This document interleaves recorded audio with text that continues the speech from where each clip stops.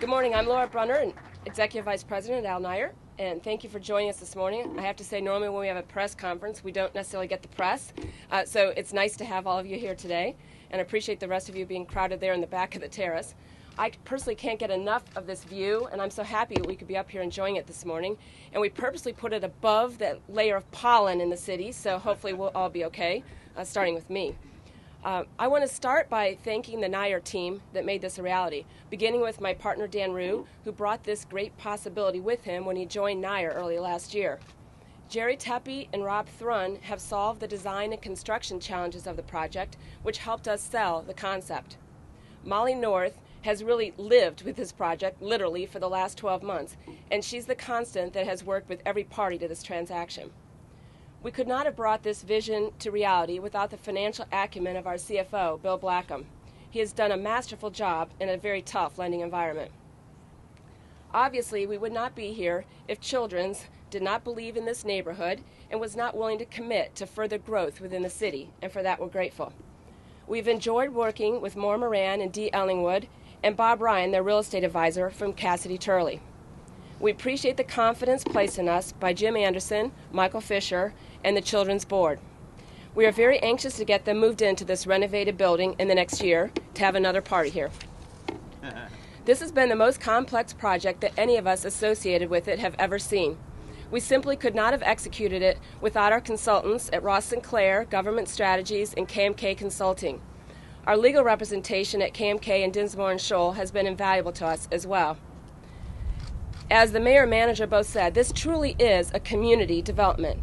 We've been fortunate to have the support of both the Avondale and Corryville community councils. You're going to hear soon from Patricia Milton and Michael Ely. I want to personally thank them, as well as Dan Schimberg, for their collective support and focus on the long-term benefits that this project will bring to our neighborhoods. We would have had nothing but a good idea if it had not been for the financial commitments that the City of Cincinnati and the State of Ohio brought to this project.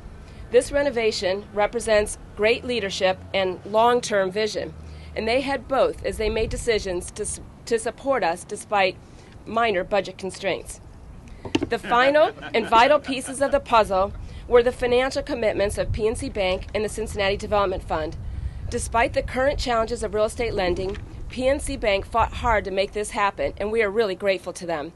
Kay Geiger, Mark Cinquena, and Pam Weber have been great partners to us. Jeannie Gallagher of CDF has been an advocate from the very beginning of the project.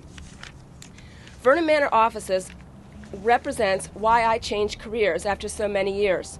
To be in an industry that has the ability to transform neighborhoods and make communities stronger, that requires collaboration, that rewards intelligence, hard work, and good intentions.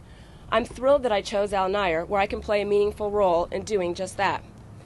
Working with the extensive team I have mentioned has been incredibly rewarding. I will tell you that the most fulfilling accomplishment in my professional career has been pulling together the African American investment team that is represented here today. I'm proud to say that Real is the owner of 51% of this entire project. I've enjoyed the time invested in making this happen and want to thank Ed Jackson for being with me nearly every minute. This is the culmination of goals I set for myself when I was in Leadership Cincinnati in 1990. So really, the Chamber of Commerce deserves some credit too. And that brings me to my introduction of Ed Rigaud, president of Real LLC, the majority owner of Vernon Manor Offices LLC. Ed is a 36-year Procter & Gamble alumni who led the conception and construction of the National Underground Freedom Center as its first president and CEO. He is now the co-director of Taft Business Consulting and president and CEO of Innova, an automotive supplier. I would like to welcome my friend and now my partner, Ed Rigaud.